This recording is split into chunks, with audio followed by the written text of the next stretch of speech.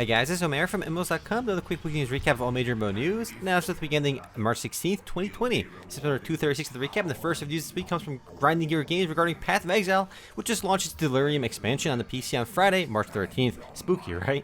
Anyway, the new expansion added the Delirium Challenge League, new Delirium cluster tools, 4 new skill gems, 3 new support gems, 13 new unique items, and improvements to Conquerors of the Atlas endgame content. And as with previous expansions, Path of Exile's player base jumped from about 6,500 or so average the day before the update, and peaking at 132,500 on the day of the expansion launch, which is the highest peak concurrent player base for Path of Exile had on Steam, which goes to show that the game is still doing incredibly well and is still growing. And it's easily one of the best ARPGs out there, so if you haven't given this one a try yet, definitely give Path of Exile a try.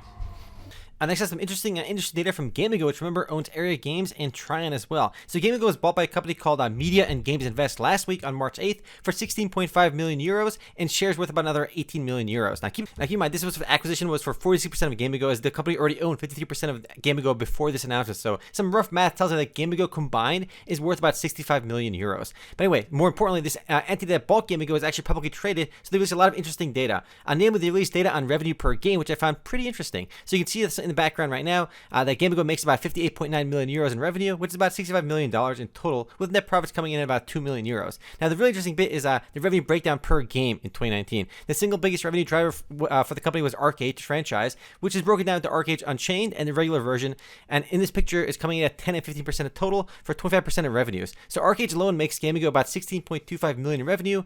Trove makes 16%, so that's about 10.4 million. Fiesta Online, which is over 13 years old now, that's pretty well too. But the most shocking stat in here for me is how little revenue Rift brings in, at 5% of total revenues, or 3.25 million per year. Now Defiance is even lower at 2%, which is only 1.3 million. Now Desert Operations, which is a do group pay to win strategy browser game, out earns Fiesta, Aura Kingdom, Rift, Shea, and a bunch of other games. It's actually the third highest grossing game in Gamigo's portfolio, which is pretty nuts. Anyway, if you're interested in learning more about Gamigo's finances, just head over to Google and just search Media and Games Invest PLC on Google, and you'll find the full financials, which I spent about an hour or so digging into myself for a lot of fun. Anyway, next up, some pretty big news from Activision. Call of Duty Warzone launched this last week and is as a new free-to-play Battle Royale game, and it's actually pretty good. Yes, the core gameplay is very similar to other Battle Royale games and the Call of Duty in general, but the game does a few things different, which I really like. The two things I really like about Call of Duty Warzone is that it supports up to 150 players per game in teams of 3, rather than the usual 100 or so that we've seen in Fortnite, PUBG, and so many other Battle Royale games. They at least push the number up from 100 to 150, so go Call of Duty. And it does it without lagging as well, which is pretty awesome. And besides that, they also developed an innovative new system where when you die for the first time and don't get picked up by another player, you're sent to the game's gulag, where you'll battle another dead player in a tiny arena. The winner of that little duel gets to redeploy to the battlefield, and the loser obviously doesn't. You can still respawn teammates with cash, but it's a really interesting idea. So if you ever get really unlucky early on, you can always win your way back through a duel in the game. I've been playing the game quite a bit this weekend, and it's really solid. Besides that, the game also has about 15 million players just 3 days after launch, so it's doing quite well so far. And of course, it's free to play, so if you like these games, it's worth trying.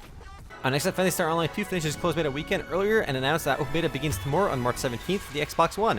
Now, during the closed beta weekend, 2 players reached level 75, which is the max level in the closed beta, which is pretty nuts, but it's not too crazy because you do keep your progress in the open beta. Imagine if you got the max level in closed beta just to get your character wiped. Anyway, no word on a PC launch just yet, but it will eventually be launching on the PC as well, with the Xbox One launch right around the corner on the 17th. I suspect that the PC launch probably isn't too far away. And while the game is free to play, they are selling $6 Founders Packs starting tomorrow with a bunch of goodies, including a Sonic-themed outfit, which looks a bit ridiculous. Personally, I'm waiting for the PC version. I don't really want to play the game on the Xbox, but I'm sure some players will.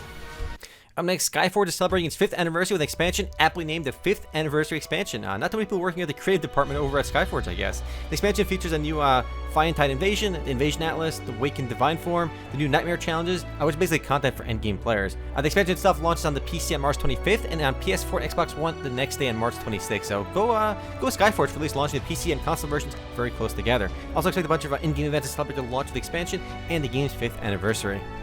Next, the previously delayed PlanetSide 2 Escalation update officially launched on PC this last week. Escalation is the game's largest update since it launched 7 years ago. It features much needed changes to outfits, including leadership change petitions and endgame outfit wars. It also brings with it the new Bastion fleet carrier and the new Sanctuary social hub. Given that PlanetSide 2 is basically the only real MMO FPS game out there, into its action MMO with a huge persistent world, it's worth checking out. There really aren't any other games quite like it. Plus, it also has a pretty decently sized player base, and on Steam before the update it was averaging about 2,200 or so players online at a given time, but since Escalation launched, the game's player base jumped to a peak of 6,400, up from a peak of 4,000 the month before, so the update definitely brought back some players to the game. Next up, Astellia, the buy-to-play fantasy MMORPG, announced server mergers in Europe, with 2 of the game's EU servers merging down into one starting tomorrow on March 17th. Server mergers are usually a sign that the game's player base is declining. I wonder when Astellia will go free to play. I'm near certain that it will eventually, but the question is, will it be a couple months or longer? My guess is that Astellia goes free to play within 4 months. I think once they go free to play, the player base will jump a decent amount, as the game is actually pretty good. I mean, the core gameplay is very similar to other Korean fantasy MMORPGs, but its stealth system, which is the game's pet system, is its key differentiator. So yeah, pets play a pretty big part in Astellia, and I guess that kind of makes the game a little bit different.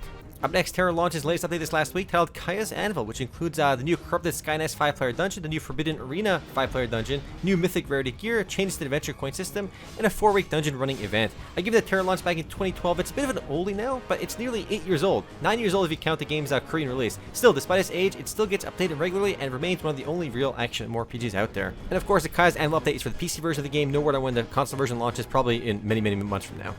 Next up, a small update for World of Warcraft Classic, which finally opened the gates to Arathi Basin, the newest battleground in Classic, which is open to all players level 20 and above. It's a small update, but while Classic remains incredibly popular, it definitely lost some of its launch buzz, but it remains huge. As I said before, Blizzard referenced in a previous earnings call that the launch of WoW Classic led to the single biggest increase in subscriptions over a quarter in the game's history ever. Unfortunately, they didn't really detail any specifics, but clearly it had a big impact on the company.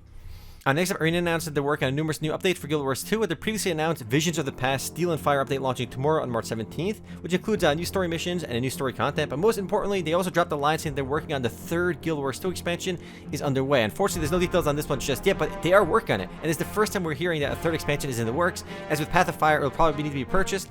Still though, it's pretty big news, especially since many people thought that we would never get another expansion. So 3rd expansion, Guild Wars 2, is on the way, and we'll probably learn more later this year. Up next, Bless Unleashed officially launched on Xbox as a free-to-play game this week. It's supposed to run better than the old failed PC version because it's built on Unreal Engine 4 rather than 3. Unfortunately, though, it's only for Xbox One. It's kind of weird that they kind of remade the game in Unreal Engine 4 and just didn't release it on the PC. But I guess they had a really bad rep on the PC, so it wasn't really worth launching there anyway. And while I'm not too excited for this game, given that there really aren't that many console free-to-play MMORPGs, it might give Bless Unleashed a chance on consoles. Next and last bit of news this week comes from the sci-fi MMORPG called Starborne, which launched in open beta on April 2nd. The game will be free to play, and while it bills itself as a strategy game, it doesn't look like all the Duker mobile or browser strategy games out there they've constantly made fun of. Instead, it's a PC game and it looks quite interesting. It also has several win conditions, so the game won't go on forever and will likely reset from time to time. And with the game's open beta comes a new map, a bunch of changes to the game, and more. I'm actually looking forward to giving this one a try, as it could be pretty fun. And yes, it does bill itself as an MMO. Anyway guys, that's it for MMO news this week. I'll see you guys next week. Later guys.